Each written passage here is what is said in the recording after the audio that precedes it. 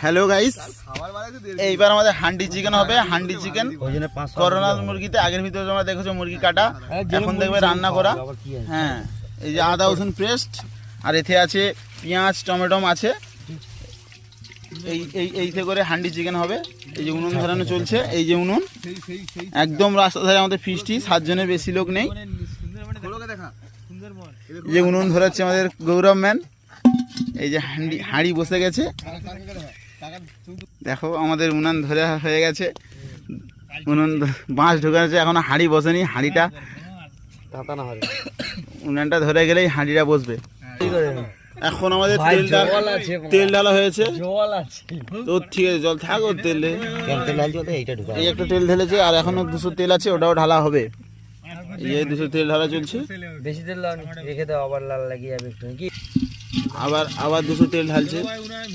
দেখো হান্ডি চিকেনটা তোমরা এইভাবে তৈরি করবে, খেতে ভালো লাগবে। এখন গেল তেজপাতা আর হচ্ছে এলাচ লবঙ্গ, তারপরে যাচ্ছে একসাথে টমেটো পেঁয়াজ সব একসাথে চলে গেছে। পেঁয়াজটা যখন ব্রাউন কালারে ভাজা হয়ে যাবে তখনই আসবে হলুদ নুন লঙ্কা। এখন পেঁয়াজ ভাজা চলছে,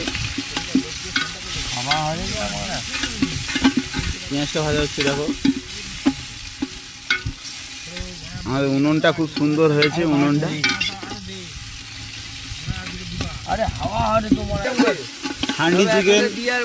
হান্ডি চিকেনে থাকছে এখন চলছে পেঁয়াজ চলছে। ব্রাউন কালার হলেই এখানে যাবে অন্য কিছু মশলাপাতি আছে, সেগুলো যাবে। হান্ডি চিকেন, হান্ডিটা দেখতে পাচ্ছ অনেক পুরোনো দিনের হাঁড়ি।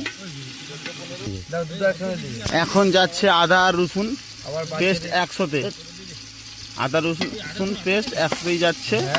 দেখতেই পাচ্ছ আদা রসুন 100-তেই চলে গেল।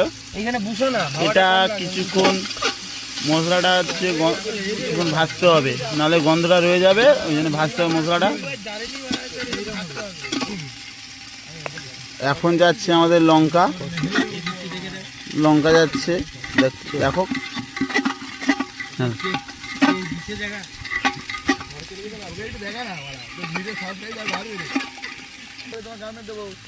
এখন যাচ্ছে লঙ্কা।